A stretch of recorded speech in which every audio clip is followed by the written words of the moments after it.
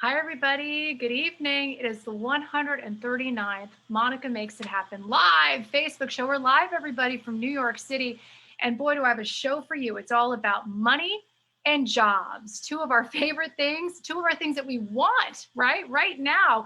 And we have experts on standby, an expert panel that can answer your questions live. So right now, type them in. Tell us what you want to know, and we'll ask them live right now with a career coach and a CPA, because we know that's what you want to do. And also, April is Financial Literacy Month, so it's very timely. But just today, someone tweeted me that they're not getting their unemployment checks. And guess what? The Department of Labor responded right away and said that they're on it. So this is the best way to solve your problems. You know, we're making it happen. And my colleague, Stacey Ann Gooden, has more. Take a look. The COVID crisis resulted in the worst economic downturn since the Great Depression. According to the United Nations Department of Economic and Social Affairs, the unemployment rate jumped from 3.5% in February 2020 to 14.7% of last year and went down 6% just last month. And experts say now is the time to get your money in order. During the pandemic, everybody was forced to figure out what they really needed by way of money. Wendy Barlin is an accountant who specializes in advising people on how to better manage their money through careful planning. She says in order to rebuild, repair, and plan your financial future, take it slow. Don't rush out this weekend and spend $1,000 on entertainment. Maybe pick one thing you've really missed and go and do that. Some of us have been working from home and have been able to save, but some of us have also incurred a lot of debt. How do we pay that off? Don't focus just on paying down your debt. Also focus on putting money in your savings account. I think that's what this pandemic has also taught us. Well, I tell people, if you have an extra $50 a month, half to debt, half to savings. For those out of work, she suggests looking for a job now. Don't wait until unemployment runs out in a few months when everyone will be looking for a job. Employers are hiring now. Remember, unemployment doesn't last forever. Take the steps to rebuild your credit.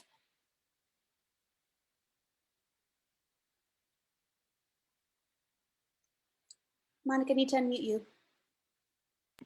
Sorry about that. The best thing that I got from that was it was just so positive, right? Maggie and Wendy joining us now, a CPA and a career coach, answering your questions right now. And what I got from that was that there's so much positive information, meaning that people are hiring, that unemployment rate is going down, and people are starting to make money and getting those checks. But what to do with those checks, that's what we want to talk about right now, of course, with Wendy. Wendy, we got to know you in our story here, but Wendy, so many people are getting these checks. How do we make the most out of our money right now? Definitely, you want to pay down debt, put money in savings, and make smart choices. That's really the message. Take a breath and make some smart choices. I feel like the end is in sight. We've been doing this for a whole year or more, and we've all survived. We're here. Now let's make some smart choices moving forward. Yeah, and then the savings versus debt, that's such a big thing, because if you're not making as much money as you used to make, should you be saving still? Absolutely. I have so many clients whose entire focus was paying down debt during the pandemic, but now they're still not working, or unemployment insurance is still not enough to pay their bills. So the debt is building back up again. And it becomes the cycle that is so hard to get out of. So what I recommend is that you really split any money you have that's extra after bills have been paid, half towards debt and half towards savings. If COVID has taught us nothing else, it's that we need to have savings. We need to have a cushion. So let's start building that cushion now. Yeah, and then budget. Do we still budget? Like, do we create budgets and make sure that we stay on budget? You know, that word just makes me shiver. I've never been able to budget. I'm a CPA. I've tried for 25 years. Every kind of sticker, every workbook, I've tried them all. I cannot budget. It's the honest truth I have to share with the world. So for me, what I'm asking my clients, my colleagues and friends to do is to simply create an awareness of where you spend your money. Rather than the limiting mindset of budgeting, take on the abundance mindset of more and create an awareness of where you spend your money and the choices that you make. So we do that with a money day rather than a budget. One day a week that you take the time to look at your money, look at where it went, where it came from, What are the choices you're going to make in the week ahead? And that awareness really will obviate the need for having a limiting budget. I love that tip. And you have a lot of tips. Do you have any more? Because we learned so much from that story, but do you have any good tips? Just like that one. I love that one. I have an app on my phone. A lot of people use apps as well, but do you have any tips? Here's take it slow. What does that mean? So we have stayed home and watched TV for the last 13 or 14 months, and now the world is starting to open. Restaurants are inviting us back. Movie theaters are opening. And my concern is that we're going to run out and spend $1,000 or more on all the opportunities for entertainment that we've missed. So I'm saying, again, take a breath and pick one thing you've really missed over the last year and spend some money on that. Take it slowly. Ease back into spending money on entertainment. I like that. And then repay, you say the debt, balance your debt repayments. So, if you lost your job, again, still try to balance it with the savings. Like you said, you don't want to be left with no money in the bank. Absolutely, because otherwise you're going to focus on paying down this debt only to find that if an emergency happens or you need cash, you're going to run up your credit card all over again. And there we go, same old cycle. The only way, in my experience, I've found to break that cycle is to actively save and pay down debt. Plus, the pain of the debt stays.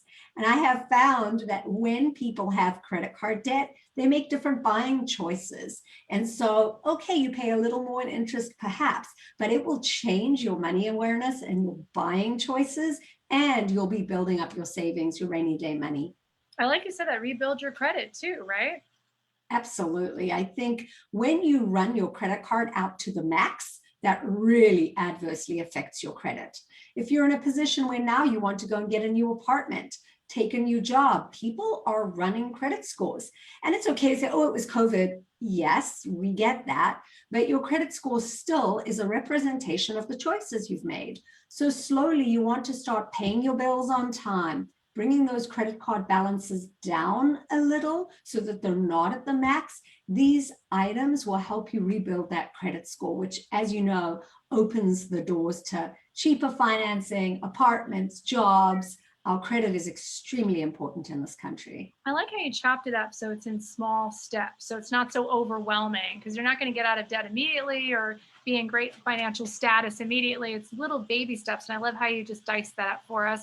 Maggie is here, our career coach. Maggie, you gave me some really good information off camera, and so I want to put it on camera that people are hiring. There is a hiring blitz right now, and unemployment is going down, down, down, which is great. So if people are job hunting right now, when is the time to job hunt? It's always the time to job hunt, Monica, right? You always want to be thinking about your career and your path and what the right next step is for you, whether that's where you are now, if you are employed, or whether it's a different even career change. I'll tell you, a lot of people have made career shifts and changes out of this pandemic because when they were at home, working from home, and all they had was the work, you didn't have the people to distract you, although, working with great people is nice. But if you don't have that and you're working from home and you don't like your job, now is a great time to change careers too. So I tell people to get out there and really soul search and research before you job search so you get it right. So how do you get over the anxiety? I've been at the same job for so many years. Now, I'm sure I'm just trying to anticipate. It's so anxiety filled time when you have to change. So how do you deal with that? How do you get started? Well, practice helps, right? Especially if you haven't interviewed in a long time. You can always do a mock interview with a friend or a colleague that's also looking for a new job, or a career coach can help. You can even go back to your university if you have a university degree. A lot of career services offer lifetime help, with your interviewing skills. So I encourage people to do that because it'll just allay your fears to understand how to do this in the 21st century if you haven't done it for a while. I also encourage people to take a walk in nature, because anxiety, sometimes we get in our own heads too much, right? Yes. You really have to relax. So go outside, get the sun on your face, stop and smell the flowers. It's springtime. I know it doesn't always feel like it, but enjoy it, because when you reconnect, with bigger things, start to see the beauty, it changes your mindset, which is also a key part of success in a job search. Yeah. And then let's talk about the gap in the resume. Let's say you lost your job during the pandemic and you have a gap in your resume. How do you deal with that? How do you talk about it with an employer? I think you focus on what positives have come out of it that can help that employer. Because the other thing a lot of people did during the pandemic was go back to school or even just read. I saw a headline recently that said books were the big winner during the pandemic. I know I've been reading more than I've read in the past 10 years. So you learn something out of that. Talk to your employer, potential employer in the job, when you're interviewing about what you learned. Did you learn a new language? Did you learn some new skills? Did you get your financial literacy up? What did you do? And talk about how that helped you grow and how even just learning, has energized you and motivated you. The enthusiasm can't be discounted. That is so great. And a lot of people volunteered, on pantry lines, and they helped at their local soup kitchens. And these were like, they had more time to do things they've always wanted to do. So what a great way to talk to a new potential employer about what you can put that on your resume. LinkedIn has a section for volunteering for that reason alone. So you don't have a gap, you have volunteering. That's such a great idea. Okay, resume, cover letter. Do we still do cover letters, or how does this work? They still happen. Yes, they do. Now with the online, tracking systems, application tracking systems, where you literally just type in your resume and all that information, you're not exactly creating a cover letter, but you are doing the function of a cover letter, which is that translation between, okay, here you are, a list of responsibilities and experiences. What can you do for us in this company, and why are you applying for this job? The cover letter answers those key questions. It really makes that connection for the hiring manager about why, not only why you for this job, but why this company, why this organization, what about it inspires you? The other thing that happened during the pandemic is I think we all got a real sense of our values, or even changed and reprioritized our values. And now that's a huge part of hiring. Not only do employers want enthusiastic employees who buy into the mission, but we as employees want to want our own personal mission to be able to live through work. So I think it's important to still have that cover letter. I'm so into you, Maggie. But Al just popped up. That means somebody has a question. What are the questions? Absolutely. So Mike B actually had a question for Wendy, and Wendy, his question was, is now a good time to invest in the stock market? The stock market is a roller coaster, and you have to be up for the ride. So I always think it's a good time to invest in the stock market, as long as you have the opportunity to buy and hold. So don't use money that you think you're going to need in the short term. If you put money into the stock market that you're going to need in the short term to pay bills or something else that's happening in your life, that I don't recommend. I recommend putting money into the stock market that can be there for years, because that's when you're going to see the best return, and it will even out this crazy roller coaster ride. Absolutely. And Wendy, Maggie, we were talking a little bit about this before, but for people who think that right now is not a good time to apply and maybe they should wait until the end of the pandemic for jobs, would you say that's a misconception? Absolutely. I have clients who aren't even job hunting who are being sought out by recruiters for jobs. So I don't think you can even hide anywhere right now. Jobs are going to come find you, because employers need good people. And guess what? You're it. Wow, that is so great to hear. And then Zooming. I mean, talk about anxiety. A lot of people have anxiety meeting face to face, but I guess that's one perk of all of this, is that you don't have to really do that as much. Now you really are interviewing on Zoom a lot of times, right? Yeah. And I actually talked to a hiring manager and recruiter about this. I said, what's the difference for you? And they said, you wouldn't believe how many times the technology doesn't work for people, or how they fumble with the technology. They don't know how to make it work, because sometimes even these interviews are recorded. They're you're recording your answers to questions. So wow. What you want to do, that mock interview becomes that much more important, to practice as much as you can with your computer set up. Even for this Zoom tonight, you guys did a great job of giving us bullet points to make sure our technology was ready to go, from the lighting, from making sure it's plugged in, to making sure you had enough bandwidth. I mean, you almost have to become your own production company. And I literally did get an Emmy award-winning producer to do a post on my blog to tell people what to do, because that's what we've all become now. So you can do that. And she gave tips. She also said, powder your nose.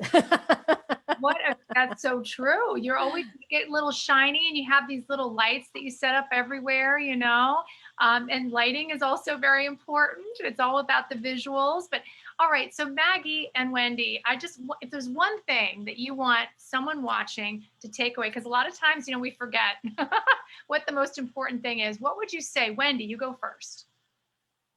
I would say that everybody can efficiently and effectively manage their money. You don't need to be an accountant. There is nothing that I know that you don't know. It's all about the choices you make every day. And every day we start anew, we take a deep breath, and we make good choices. How about you, Maggie? I say smile.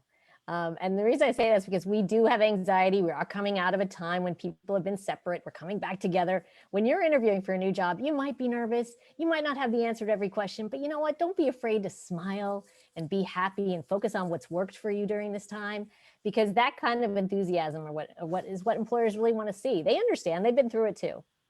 Yeah, and it's like you feel the energy even on a Zoom. You can feel when somebody's into you or into what you're talking about. So you really can't fake that. It's just a matter of being present and, like you said, having a positive attitude, you know. But after shaking off all those months and during the pandemic, and now we're still in it, you know, it really can be quite daunting. But I think you guys have helped tremendously. I know I feel better about everything. Thank you so much for it. You know, in the question, thank you very much, Mike, for that. And if you have any information or you need help with your, let's say, unemployment checks, have any questions about this, we're going to have it on pix11.com. We're going to have it on all of our social media platforms. And you know, we're constantly making it happen. Tomorrow's follow-up Friday. So we're listening to you. We're always here, just a click away. So we're making it happen. Don't forget to watch Pix11 at 5.